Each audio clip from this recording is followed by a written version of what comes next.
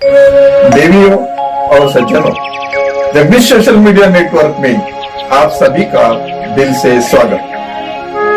प्रतिदिन के अनुसार प्रस्तुत करते हैं स्वामी वासुदेवानंद जी सरस्वती इनके अमृतमय वाणी द्वारा विष्णु सहस्त्र नाम प्रवचन।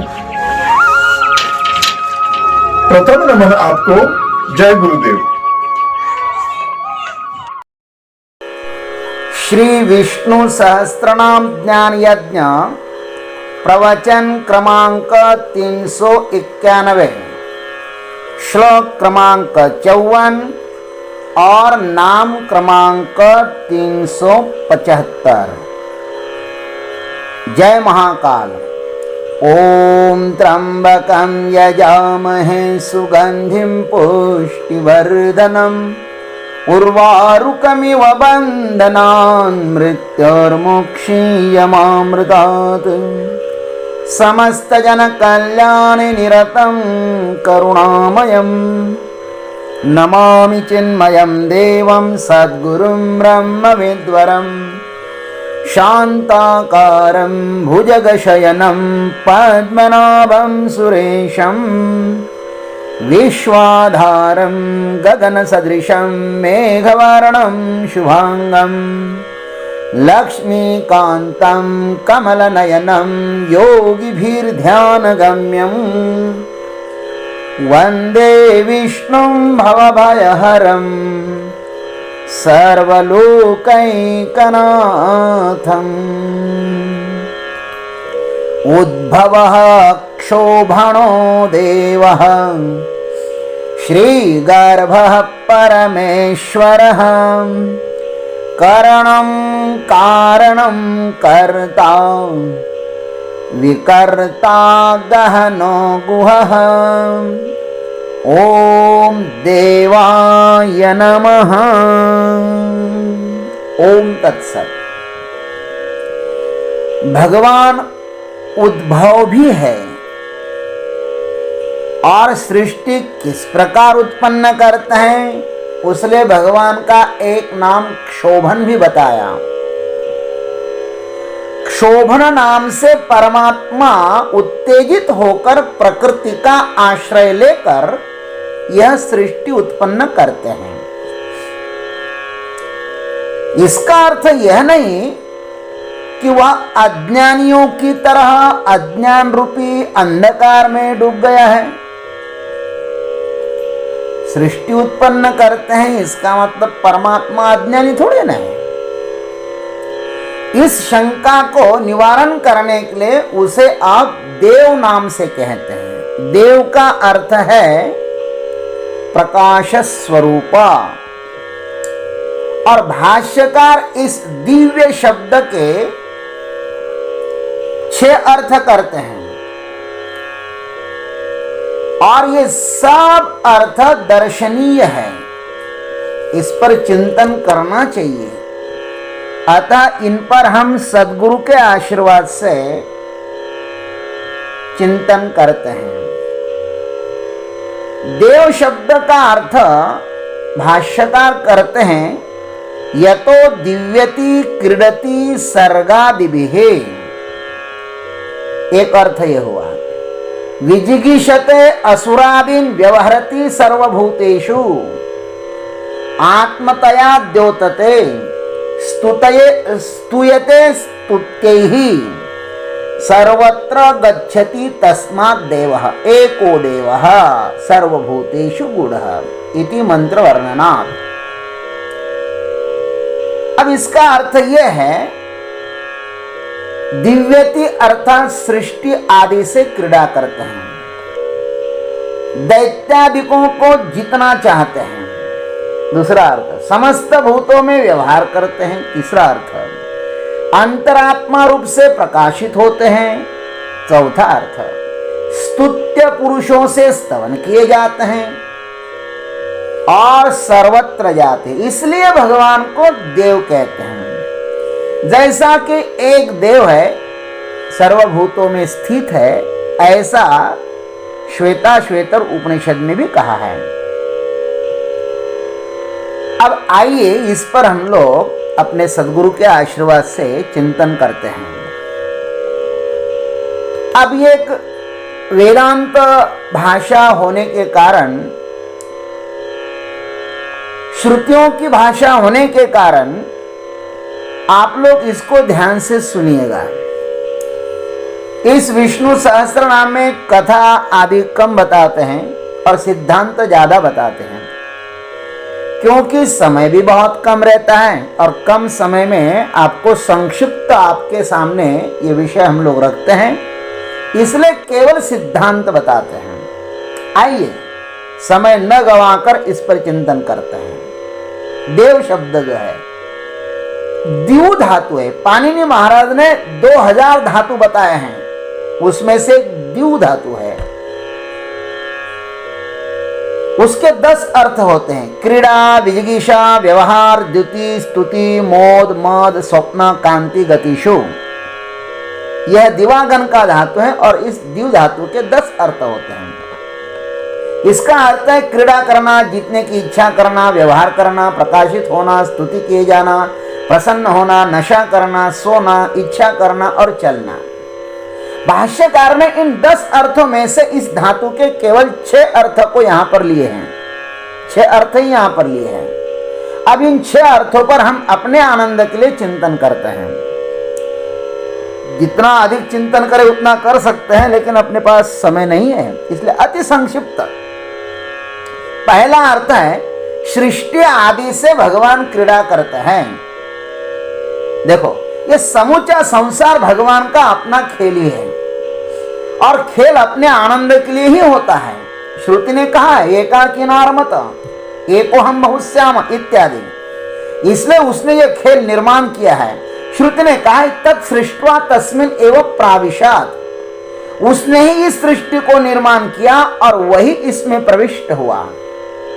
कठ श्रुति ने स्पष्ट कहा है एको वशी सर्वभूतांतरात्मा एको रूपम बहुधा यः करोति तमात्मस्तम ए अनुपश्यन्ति धीराः तेषाम सुखम शाश्वतम नेत्रेषाम। बड़े प्यारे प्यारे मंत्र है। यदि आपके कान पर पड़े भी ना तो आपके जन्मों जन्मों के पाप नष्ट हो जाते हैं। इतने पवित्र मंत्र है। इसका अर्थ देखो कितना सुंदर है।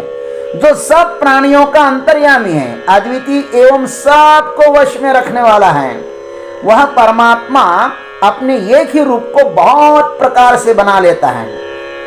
उस अपने अंदर बुद्धि में स्थित परमात्मा को जो ज्ञानी पुरुष निरंतर देखते रहता है, उन्हीं को शाश्वत सुख मिलता है, अन्य को नहीं। खेल का सच्चा सुख अपने भीतर ही मिलता है। खेल को खेल ही रहने दो, उसे भोग न बनने दो। भोग में दुख है और खेल में सुख है। जीवन एक अपना खेल है। वैसे देखा जाए तो हमने जो घर बार बच्चे धन दौलत इकट्ठी की है ना, जर जोरू जाया, वो खेल से ज्यादा मूल्यवान नहीं है। खेलते खेलते जीवन कहां पर समाप्त हो जाता है कुछ पता ही नहीं चलता। अतः अपने भीतर जो परमात्मा बैठा हुआ है ना, उसको पहचानो। वही यह माया रूपी चक्र घुमा रहा है। भ्रामयन् सर्वभूतानि यंत्रारूढ़ानि माया। इस अंतस्थ परमात्मा के साथ खेलने से यह संसार हमें भी खेल जैसा ही दिखाई देता। इसलिए भगवान इस संसार के साथ खेल रहे। एक अर्थ यह है क्रीडति। दूसरा अर्थ है दैत्यादिकों को जितना चाहते हैं। दूसरा अर्थ क्या है? विजिगीषा, जितना चाहते हैं। हम सभी लोग प्रत्येक क्षेत्र में जितना ही चाहते हैं। पराजय हमको अच्छी नहीं लगती और यह स्वाभाविक भी है, क्योंकि अजय परमात्मा हमारे भीतर बैठा हुआ है। गीता में भगवान कहते हैं जयत्रिनाम जयः अस्मि। भाष्यकार ने लिखा है भाष्य में, जीतने वालों का मैं विजय हूं। अधर्मी भी कोर्ट में जीत की इच्छा से ही लड़ता है। भीतर से जानता है कि मैं असत्य हूं, तो भी वह जीत की इच्छा से ही लड़ता है। किंतु उस अभागे की आत्मा उसे सदैव भीतर दंड देती रहती है। आत्मा के साथ छल करने वालों को न इस लोक में और न परलोक में कहीं पर भी सुख नहीं मिलता। ध्यान रखना, क्योंकि उसकी अंतरात्मा उसे भीतर ही भीतर पीड़ित करती रहती है। अधर्मी व्यक्ति लोगों के सामने भले ही ऊंची गर्दन करके चलता हो, लेकिन उनके भीतर की आत्मा के साथ वह बहुत नीचे गिरा हुआ इंसान होता है। ऐसे लोगों को उनकी आत्मा उन्हें कभी भी सम्मान नहीं देती। यह हमें सदैव ही ध्यान में रखना चाहिए कि सत्यमेव जयते नानृतम। जय तो सदैव सत्य की ही होती है। सत्य परेशान हो सकता है किंतु पराजित नहीं। कहते हैं ना कि कोशिश करने वालों की कभी हार नहीं होती। इसलिए विजिगीषा यह अर्थ है देव शब्द का। तीसरा अर्थ है व्यवहार करना, व्यवहारेति। समस्त भूतों में सब व्यवहार करते हैं। भगवान समस्त भूतों में व्यवहार करते हैं और समान व्यवहार करते हैं। न कश्चित कस्यचित् मित्रम न कश्चित कस्यचित् रिपुः व्यवहारेण जायन्ते मित्राणि रिपुवस्तथा। इस संसार में न कोई किसी का मित्र है और न कोई किसी का शत्रु है। यह व्यवहार ही मनुष्य के मित्र और शत्रु को जन्म देता है। इसलिए परस्पर शुद्ध व्यवहार ही होना चाहिए। जहां पर शुद्ध व्यवहार होता है ना, वहीं पर परमात्मा होता है। भगवान को समता बहुत ही प्रिय है। अशुद्ध व्यवहार मनुष्य को पाप अंधकार की तरफ ले जाता है। अशुद्ध व्यवहार करने वालों को रात में नींद नहीं आती। मेरा परमात्मा सर्वत्र विद्यमान है, ऐसा जानकर व्यवहार करोगे ना तो तुम्हें जीवन में आनंद ही आनंद आएगा। श्रुति कहते हैं एको विष्णु रणीकेषु जंगम स्थावरेषु च अनुस्यूतो वसत्यात्मा भूतेषु हम अवस्थितः तैलम तिलेषु काष्ठेषु वह्नि क्षीरे घृतम यथा गंध पुष्पेषु भूतेषु तथात्मावस्थितो ह्यहम्। वासुदेव उपनिषद में कहा है महाराज 18-19वें श्लोक में। इन अनेकानेक स्थावर जंगमों में एक ही विष्णु है। सभी का आत्म स्वरूप मैं विष्णु इन सभी भूतों में अनुस्यूत माने पिरोया हुआ हूं, ऐसा भगवान कहते हैं। जिस प्रकार तिलों में तेल होता है, काष्ठों में अग्नि व्याप्त होकर रहता है, या दूध में घी होता है ना, पुष्पों में गंध होता है ना, वैसे ही मैं सभी भूतों में व्याप्त होकर रहता हूं। इसलिए मैं सबको जानता हूं, अतः कपट किसी के साथ मत करो। भगवान सबको जानते हैं। चौथा अर्थ करते हैं अंतरात्मा रूप से सब में प्रकाशित होते हैं। भगवान अंतरात्मा रूप से सब में प्रकाशित होते हैं। ज्ञान स्वरूप भगवान अपने भीतर विराजमान हैं, अतः प्रत्येक जीव को ज्ञान अच्छा लगता है। ज्ञान की तरफ सभी आकर्षित होते हैं, किंतु अज्ञानी जीवों को यह पता ही नहीं कि शाश्वत ईश्वर की तरफ आकर्षित होना है या नश्वर संसार की तरफ। इन दोनों में से किसका ज्ञान प्राप्त करना श्रेयस्कर है, इससे वे अज्ञानी अनभिज्ञ होते हैं। कुछ लोग तो इतने अभागी होते हैं महाराज कि कल्पतरु वृक्षराज को बबुल का पेड़ समझकर उसको काट ही देते हैं और अपने विकास के सभी द्वार बंद कर देते हैं। सब सदियों से ऐसा होता आ रहा है। अब तक इसकी पुनरावृत्ति रुकी नहीं है, चल ही रही है। ज्ञानियों के साथ लोगों ने ऐसा ही व्यवहार किया है। अपने हाथों से अपने ज्ञान रूपी प्रकाश की आंखें उन्होंने बंद कर दी है। इससे ज्ञानी का तो कुछ भी नहीं बिगड़ता, किंतु अज्ञानी के प्रकाश के सभी द्वार बंद हो जाते हैं। इसलिए ज्ञानियों के साथ विरोध मत करो, उनसे कुछ सीखो। वह प्रकाशमय परमात्मा सर्वत्र विद्यमान है, किंतु वह गुरु कृपा के बिना मिल भी नहीं सकता। परमात्मा का वास्तव्य सर्वत्र विद्यमान है, ऐसा ब्रह्म बिंदु उपनिषद भी कहता है। आप देखो तो सही, एक एव हि भूतात्मा भूते भूते व्यवस्थितः एकदा बहुधा चैव दृश्यते जलचंद्रवत् घटम समृतमाकाशम लीयमाने घटे यथा घटो लीयते नाकाशम तथा जीवो नभोपमः। ब्रह्म बिंदु उपनिषद 12-13वां श्लोक है। प्रत्येक प्राणी में और प्रत्येक वस्तु में एक ही आत्मा स्थित है भाई। जैसे जल में भरे हुए अनेक पात्रों में एक ही चंद्र भिन्न भिन्न दिखाई देता है ना, वैसे ही आत्मा भी प्रत्येक प्राणी में अलग अलग दिखाई देता है, पर स्वयं में एक ही है।